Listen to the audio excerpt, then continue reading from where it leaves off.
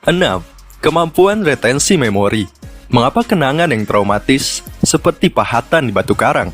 Ia sangat sulit untuk kamu lupakan, sementara memori yang membahagiakanmu begitu cepat terhapus, seperti lukisan di atas air. Itu karena kamu tidak memiliki retensi memori yang baik. Orang-orang di sini juga selalu berkata, jangan ingat-ingat kebaikanmu, tapi ingat-ingatlah keburukanmu. Tampaknya, kalimat sederhana itu malah menjadi doktrin yang membuat kamu percaya dan meyakini bahwa kehidupanmu itu buruk. Padahal, jika kamu bisa melihat fakta, banyak pengalaman bahagia yang sudah terjadi. Ketika kamu sedang sedih, mengapa memori bahagia itu tidak muncul satupun? Yang kamu lihat justru semakin banyak pengalaman buruk, yang membuatmu tambah yakin bahwa kamu dilahirkan untuk menderita.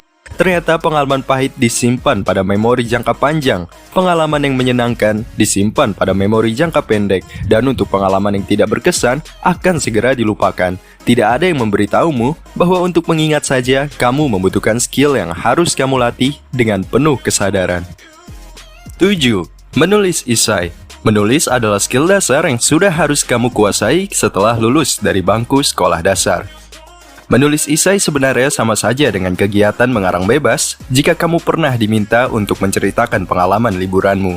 Walau banyak orang di sini yang berkata bahwa mereka telah meninggalkan pulpen dan kertas sejak awal memasuki kehidupan bermasyarakat. Padahal, tulis-menulis masih terus dibutuhkan hingga akhir hayat. Kamu perlu menulis kelebihan dirimu di CV, pengalaman kerjamu, dan keistimewaan spesifik tentang dirimu. Semua itu ditulis secara naratif. Bahkan di penghujung usia, jika harta dan kekayaanmu cukup, kamu harus menulis surat wasiat untuk itu, atau pesan permohonan yang tulus kepada anak cucumu. 8.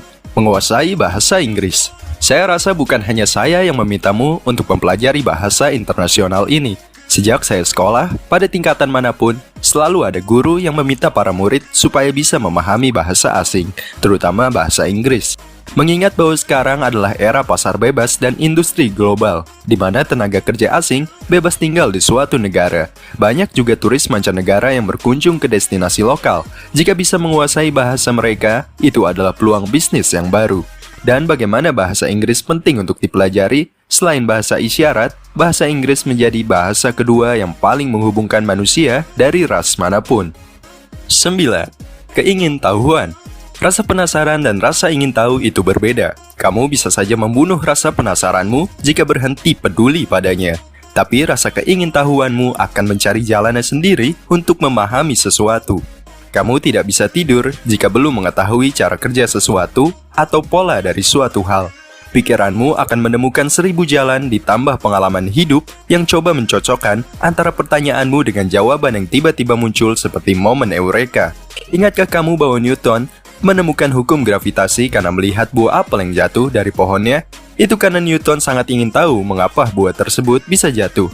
Jika dia hanya sekedar penasaran, dia mungkin bertanya mengapa buah tersebut jatuh, lalu ia memilih untuk tidak peduli, kemudian melupakannya. Sangat mudah bagi Newton untuk memakan apel itu jika yang muncul pada saat itu adalah rasa penasaran, bukan rasa ingin tahu.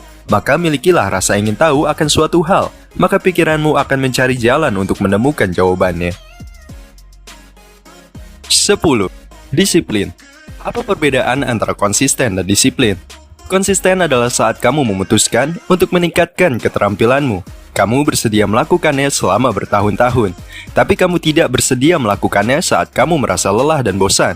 Sementara kedisiplinan adalah saat kamu merasa sangat malas, tapi kamu tetap melakukannya. Walau dilanda kebosanan, kamu tetap melakukannya. Dan saat kamu kelelahan, kamu bangun dari tempat tidurmu dan tetap melakukannya. Itulah perbedaan jelas antara disiplin dan konsisten. Konsisten dan kedisiplinan adalah dua sahabat kembar yang siap mengantarkanmu menuju tujuan apapun dalam hidup. Itulah 5 skill lagi yang wajib kamu kuasai sebelum lulus sekolah dan menuju tingkat selanjutnya. Sudah 10 skill yang kami bahas, masih ada 5 skill lagi untuk video berikutnya. Jika menurutmu video ini menarik, jangan sungkan untuk tekan like-nya, berikan tanggapanmu untuk video ini dan subscribe untuk lebih banyak konten seperti ini. Terima kasih sudah menonton, semoga harimu menyenangkan, sampai jumpa di hari berikutnya.